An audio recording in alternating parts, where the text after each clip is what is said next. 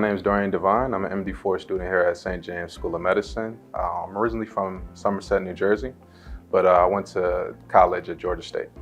Got my undergrad in exercise physiology, took about 2 years off to run a small business, then came back to medical school to do the big thing.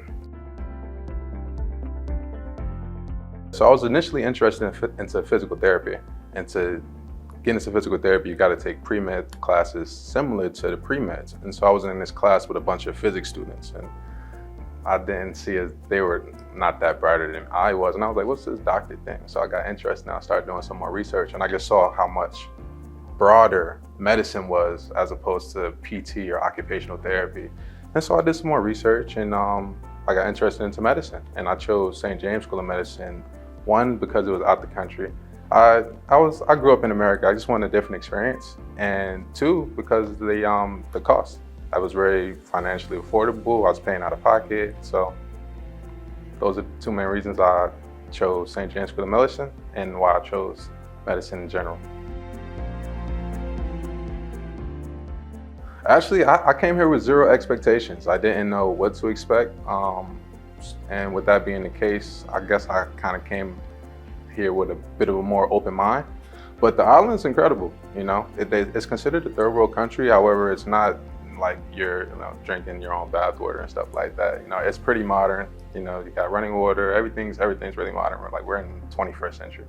So the island's great. It has everything I need. I don't need much. So yeah, the island's incredible.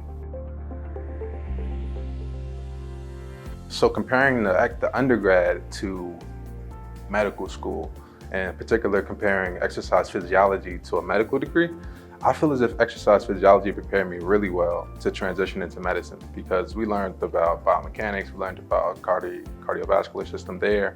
And so I feel as if my preparation in undergrad transitioned me very well into medical school.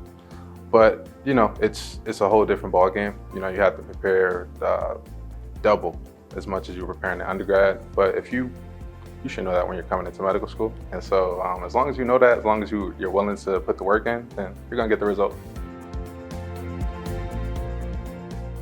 So my plans for the future is to match into internal medicine residency. When I first came into St. James School of Medicine, I was interested in surgery. However, the cadaver lab quickly ruled surgery out. And so I'm thinking about going the internal medicine route with a fellowship in cardiology, but that's far down the line. More short-term plan is to pass step one, do clinicals, and then match into internal medicine. So I like this quote by Abraham Lincoln. You know, the quote said, "If you give me 5 hours to chop down a tree, I'll spend 4 hours sharpening the axe," right? And so just reading questions, videos, just sharpening your axe, preparing for what's to come, that's what's going to prepare you for like the real thing. This consistency is key. And so as long as you stick to it, as long as you, prepare, and that's doing questions, going over the material, doing questions, going over the material, that repetitive work, that's going to prepare you for step one. At least for me, that's what prepares me. The resources that I found useful, one resource that I found very useful that the school actually provides is AMBOSS. AMBOSS is incredible.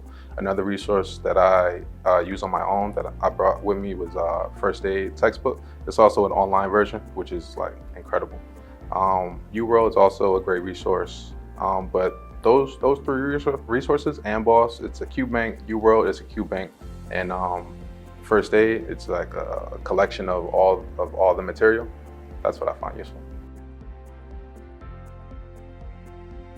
So the faculty here on the island, the support that I have here on the island, it's unmatched. It's incredible. The faculty is always available whenever you need to go over anything. I actually just emailed the dean because I wanted to, review some questions I had over this last block, and he emailed me back within 10 minutes, like, yeah, we can meet tomorrow before science day. So the faculty is always available. You just got to reach out to them and they'll make time for you. So the research that St. James requires you to complete before you move on to MD5. I found it to be very interesting.